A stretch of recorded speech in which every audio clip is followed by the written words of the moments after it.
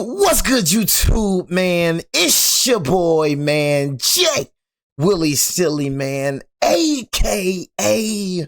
Mr. Take It Easy. Pull you end up like Beezy. But make sure y'all follow my Twitch, man. Subscribe to my second channel. Everything you know about your boy Jay is in the description down below. And really, I'm going to keep it real with you. I really don't want to say if you want to join the Madden 27 franchise, Discord link is in the description down below. I really don't say it because, hey, I just want you to know what you're getting yourself into. I don't care who you are. If you do not follow the structure, I will kick you.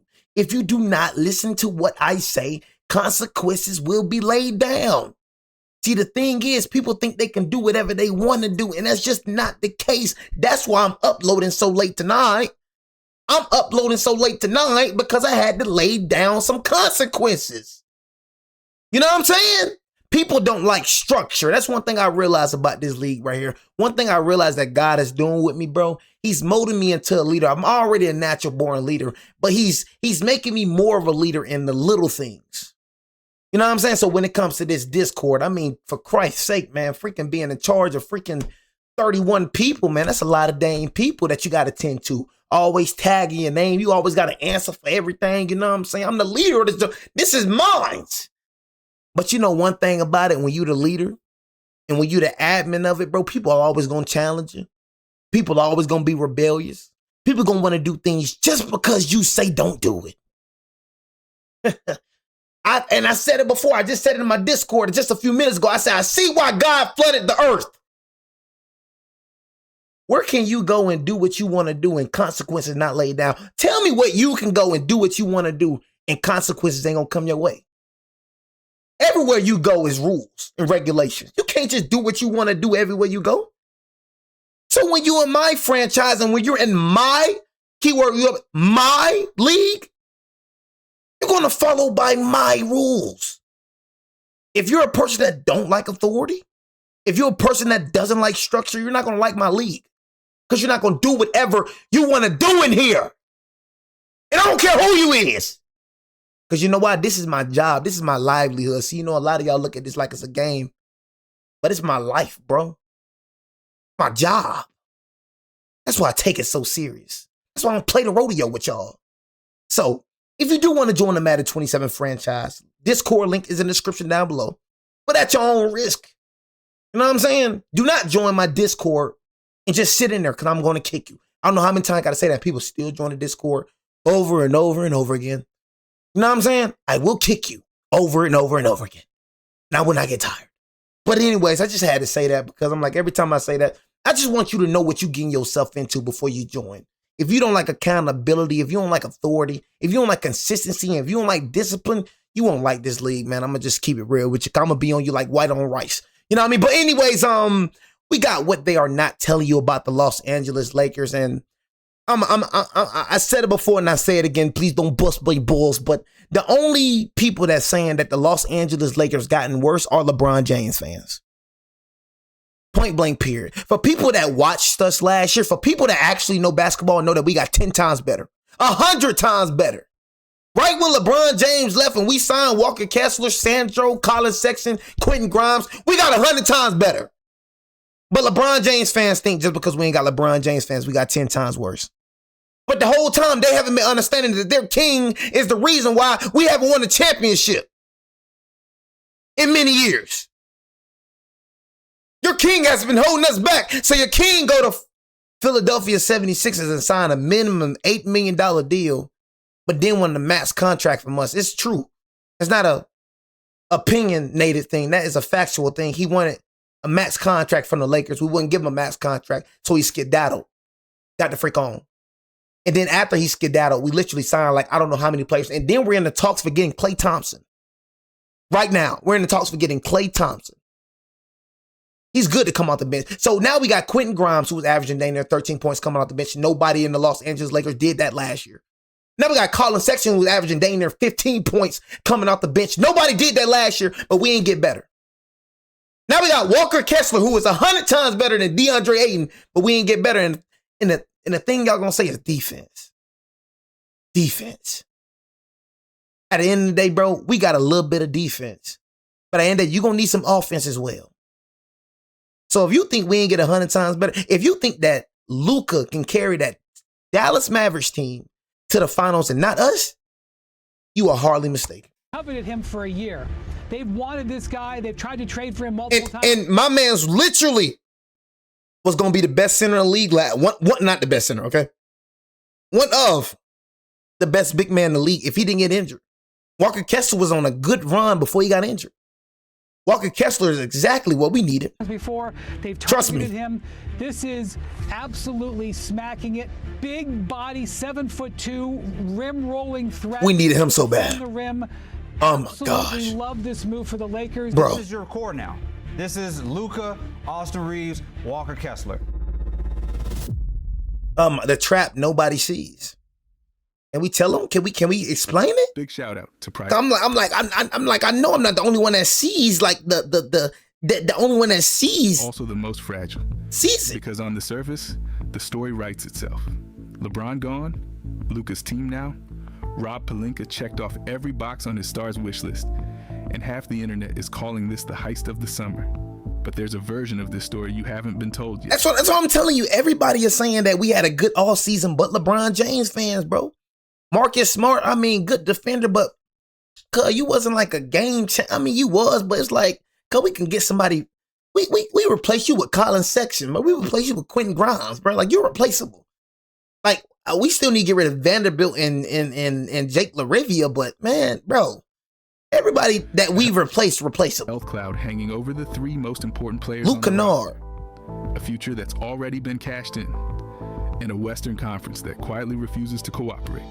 Because if any one of these breaks the wrong way, this doesn't become the reset that saved the franchise. It becomes the one that traps it.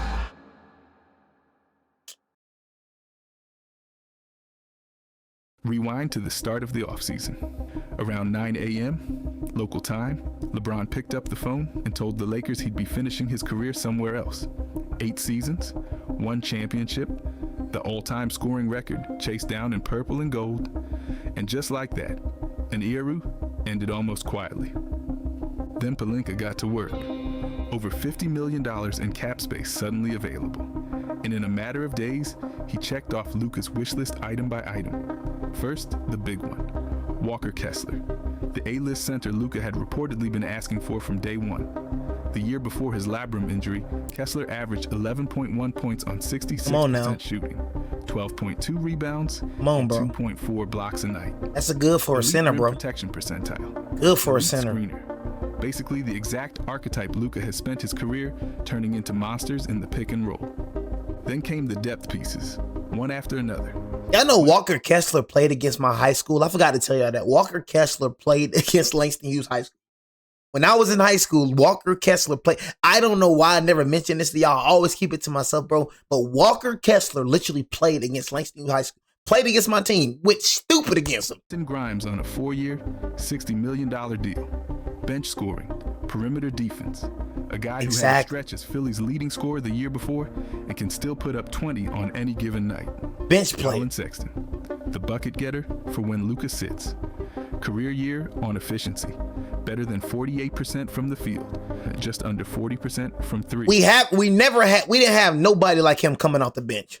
That's why I say when people say that we gotten worse and we didn't get better, how did we not get better? We literally upgrade our depth chart. We had nobody coming off the bench like Colin Sexton averaging 15 points a game, but we didn't get better. Did you forget that we drafted Cameron Carr? Did you forget that we got a first round pick as well? You know what I'm saying? Like, how didn't we get better? Please tell me. Sandro was averaging almost as much as Rui Hachimura. He's dang near the same player as Rui Hachimura. Luke Kennard, the frick is like, come on, bro. Luke Kennard, yeah, but come on, bro. How did we get any worse? Because we lost LeBron, we lost Luke Kennard, Marcus Smart, Rui Hachimura. We wasn't doing nothing with them. We wasn't going to win with them. So you telling me that you taking that Laker team over this one right here? Please, stop it. Stop it, bro. Stop it, gang. I see Austin Reeves being an all-star. Like I said, Austin Reeves still got to show me, bro, what he can do in the playoffs, but I've never seen Austin Reeves play without LeBron James. I've seen Austin Reeves go crazy without LeBron James on the floor. I've seen Luka Doncic and Austin Reeves become the highest scoring backcourt in the league. And then when LeBron James comes back, he falls off. I'm telling you, I think LeBron James is the reason why that motherfucker can't live up to his potential. I'm telling you. It's not a coincidence that Luka Doncic and Austin Reeves was the highest scoring backcourt in the league, and then when he come back, it drops off. Come on, bro. The proof is in the pudding. That motherfucker was the problem. Somebody who finally keeps the offense. Telling you, bro. When the star hits and that's why I said when it comes to Philadelphia, everybody's so hyped up about Philly. I want people to screen record this. Philadelphia will not make it to the finals. I don't see Philadelphia beating the freaking New York Knicks. For me, shoot. I don't see the Philadelphia. If the Wizards can be like that with AJ DeBonsa, Trae Young, Chris Middleton, Alex Sarr, and Anthony Davis, and AD can stay up, bro, I think that's gonna be a good one. If AJ DeBonsa come out freaking hooping like that, we're gonna see what Kawhi Leonard and the Raptors looking like. You know what I'm saying? Or we can see the Cleveland Cavaliers. I got them beating the Cleveland Cavaliers. Word up for that. But I just don't see how Maxey can be effective not scoring over 25 points. Maxey is an offensive scorer. So if you take away scoring from Maxey, what is Maxey? See, everybody looking at the names, but I'm looking at the floor general. Because with LeBron James on the team, one thing about LeBron takes away from people. So Maxey, don't think you finna be averaging 25 points per game with LeBron James on the floor. He got to get his. I don't care what nobody say. You can talk about the playmaking and all that. Yeah, he can playmake, but Bron got to get 20. So somebody going to have to decrease when it comes to sports scoring. And you know one thing about it, other than Jaylen Brown, all them motherfuckers just one-sided players. Think about it. Jaylen Brown is the only two-way superstar in that starting five. Who else? Bron not a two-way superstar. He never been. Few chase down blocks, but Bron never been a good defender for real. Come on, bro. You know what I'm saying? Rarely. You feel me? Bron ain't. Come on, bro. Chase down blocks. Blocked by James. Come on, bro. He's not a good defender. Not like Kobe and Mike and Jaylen Brown and Kawhi Leonard. Never been that type of caliber. Never been a two-way superstar. Stop it. You know what I'm saying? Don't make up. Don't lie. Been watching that man day in my whole life. Bro is an offensive player. Same thing for Tyrese Maxey. He's not a defensive player. VJ, offense. Joel Embiid, offense. So all of them are offensive players. So when that offense gets taken out and you got to be effective on everything else on the court, I'm telling you, teams like that never work. We seen it with Kobe Bryant, Karl Malone, the Gary Payton. We seen it all the time. The so-called super teams always fail. Think about it, bro. Because all of them going to want the ball. It's not going to be how y'all think it's going to be. But y'all love bringing out the Golden State Warriors. Golden State ain't have people that always needed the ball in their hands. Golden State ain't have like freaking 4 people averaging 20-some points. Golden State ain't have no dang MVP candidates on the team. Only KD and Curry. Klay Thompson wasn't no MVP. Klay Thompson, Klay Thompson is a star, but he ain't a superstar. Klay Thompson ain't averaging 25 points per game every season. He ain't that type of player. But Maxey is, Joel Embiid is, Jaylen Brown is. Ain't no LeBron is. Y'all don't see it? Mamukelashvili. That's what I was saying about Sandro. I was saying the same thing about Sandro. Breathing. This is who we got to replace Rui right here. Hits the bench. Sandro Mamukelashvili on 4 years, $52 million. A stretch 4 who shot 38.9% from 3 last season. And this is what y'all don't know that we replaced Rui Hachimura with. But y'all love trying to say Sandro. Sandro almost averaged as much as Rui. And Sandro came off the bench. But when Sandro was starting, Sandro averaged dang near the same as Rui Hachimura.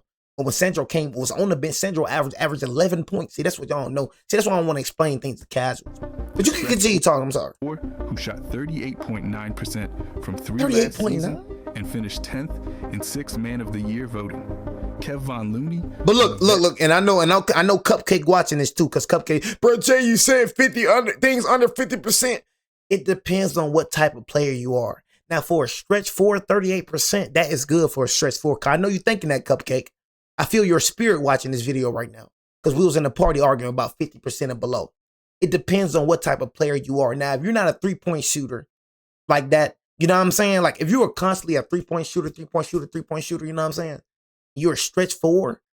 You feel me? 38%, that junk is fire. Because you're a 3-point shooter, like you're shooting a lot of threes. That's your main archetype. So 38% is raw. But if you're a person that shoot threes here and there, you shooting 38%, that's terrible. It's terrible. So it depends on what type of archetype you are. Now, if you're a stretch 4 like bro, you shooting 38%, you a sniper. No cap. because that's your main skill. A person that just shoot threes here and there, you're 38%, but you're terrible. Minimum to back up Kessler. The low-cost, low-maintenance screener and rebounder. Kevin Looney. I forgot about Looney. And Cameron Carr, the 24th pick. Forgot about Looney. Flashed real scoring upside in summer league. Younger, deeper, defined. Every single piece with a clear job description. And with Luka's 3-year, $165 million extension already locked in from earlier last offseason, the star isn't going anywhere either. This is his team now, built to his spec, on his timeline, and the internet has run with it. Heist of the summer, smartest reset in years. The Lakers finally get it. And look, that's not a bad story. It might even be a true one, but it's not the whole one. Because the first thing they're not telling you is that the 3 players this entire plan runs through all showed up to camp this summer with a medical file thicker than a phone book. Injury time bomb. Come on, bro. You right about this one, though. Forget the depth charts, the salary figures, the offensive rating projections. I ain't gonna lie, my man's he healthy now, you know what I'm saying? So he healthy now. I understand what you're saying about Walker Kessler. Walker Kessler say he gonna give us his all. You know what I mean? But the injuries is correct, you know what I mean? Austin Reeves, I feel like Austin Reeves. Look at this roster through one lens and one lens only. Injury history. Because when you do, the whole picture changes. Start at the top. Luka Doncic. Last season, he put up a league-high 33.5 points per game, along with 7.7 rebounds and 8.3 assists. I just genuinely don't know how this man didn't win MVP. He was on another one of those Luka runs where nobody in the league had an answer. And then, in the final stretch of the regular season, a grade 2 hamstring strain, just like that. He didn't play a single postseason minute. Watch the sweep in a suit. Now, yes, you've probably seen the off-season photos. The body transformation is real. He's talked openly about accountability, about conditioning, about eating right. That's promising. That's every Lakers fan's dream headline. But he hasn't proven it yet at the NBA level. He hasn't taken a single meaningful hit in his new frame. Until he does, it's a story, not a certainty. Then there's Walker Kessler. The $130 million bet. I just feel like he gonna have something to prove. Like, I just feel like, you know what I'm saying? He just like, you know. The entire offseason, the Lakers gave up 2 future firsts and 2 swaps for a center who played 5 games last season before season-ending labrum surgery. 5. He flashed some new shooting range in that tiny sample. 6 of 8 from 3. But 5 games is 5 games. That's not a projection. That's a rumor. This isn't a knock on Kessler. It's just a fact that's been quietly filed away in the excitement of the trade. And then there's Austin Reeves, who rushed back from an oblique injury in the playoffs to try and keep the team afloat while Luka watched from the sideline. See the pattern? The top 3 players on the depth chart, the 3 pieces this entire rebuild spins around, are all being asked to be healthier this season than they were last season. That is not a small ask. That is the whole ask. But before we continue, I want to quickly talk about today's sponsor, Prize Picks. And you right about that, though. I ain't gonna lie, you right about that. It's really nothing to say about that. But it's like, I feel like that happened because, I mean, Luka, like, he really, like, always been a healthy player. Like, Luka hasn't been the type of person, you know what I'm saying, to just be unhealthy. You know what I'm saying? Like, Luka been getting injured here and there, but Luka, since the start of his career, he's never been an injury-prone player. Either the same thing for Austin Reeves. Now, Walker Kessler is a different solution. But that's why we got these depth pieces now, so Luka don't have to go as hard. And you know what I'm saying? I feel like that's a reason why JJ Redick was not, you know what I mean, substituting as much as he wanted, because he just didn't trust his bench, bro. I mean, could you blame him? Played 75 games last year. Who the freak was on the bench that we could, you know what I'm saying, that we could trust? And that's great. But he's now being asked to soak up the minutes Marcus Smart used to handle at the point of attack, guarding the toughest wing assignment every single night. That's a bigger jump than the highlight clips make it look. So here's the thing. You can build the smartest roster in the league. You can hit every free agent target. You can nail the draft. If your top 3 are on the trainer's table in April, none of it matters. And here's the thing. If the injuries were the only problem, you at least have a healthy roster to fall back on. The second thing they're not telling you is that a healthy roster isn't really what they have left to work with.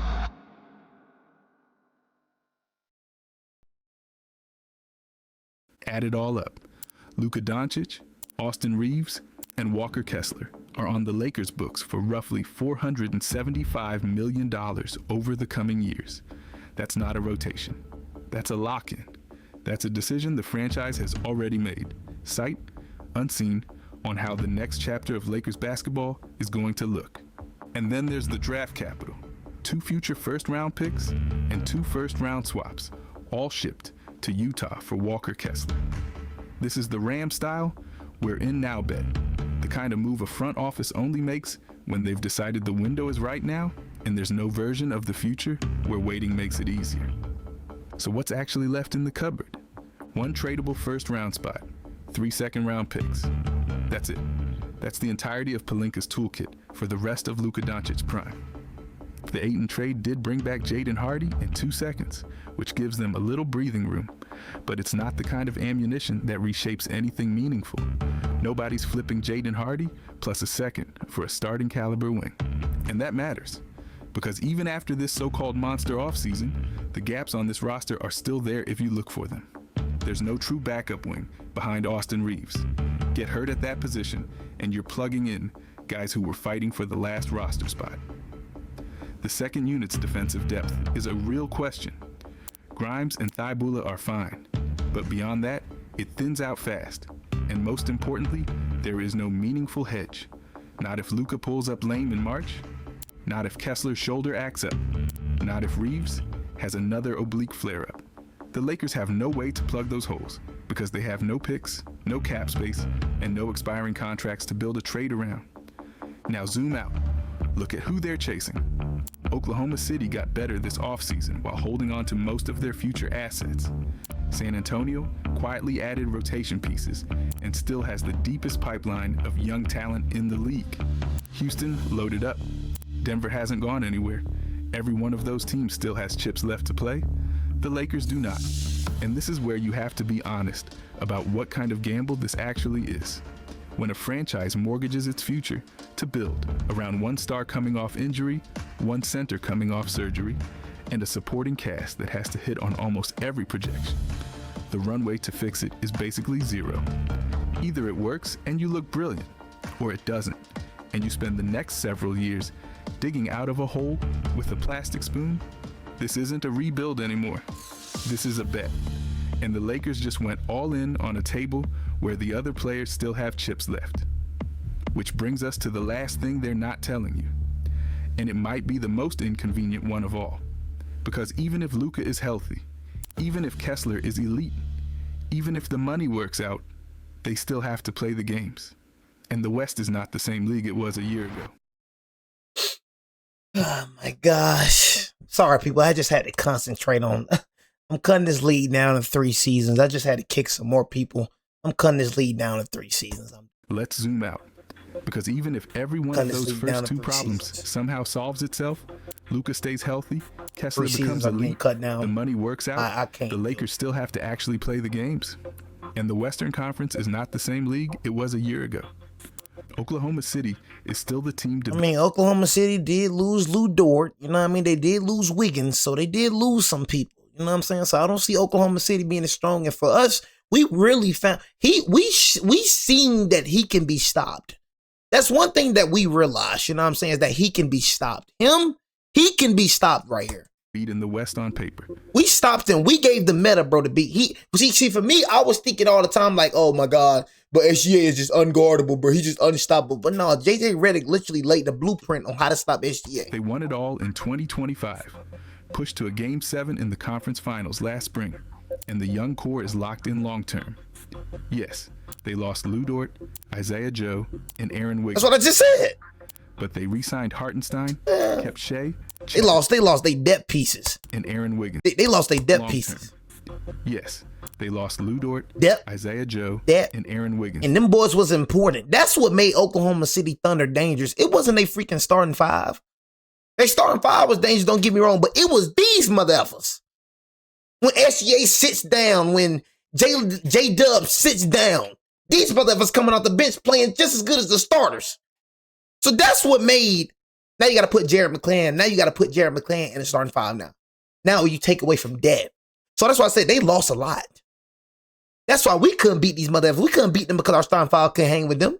It was a close game between us and them the whole time. You know what I'm saying? But it was about their bench, their depth. Summer. But they re-signed Hartenstein, kept Shea, Chet, and Jalen Williams, and added a lottery pick. Deep, young, and not going anywhere. San Antonio just made the finals. They took the Knicks to 5 games in June, with Wembanyama leading the way, and their front office still hasn't spent a single meaningful asset. That's the reigning Western Conference champ, waiting in the bracket. Houston is loaded and hungry, one of the best defenses in basketball, with a genuine offensive leap on the horizon. Denver hasn't gone anywhere. Minnesota still exists. That's the neighborhood. That's the block the Lakers are walking into. And let's be honest about last year while we're at it. Yes, the Lakers made the second round.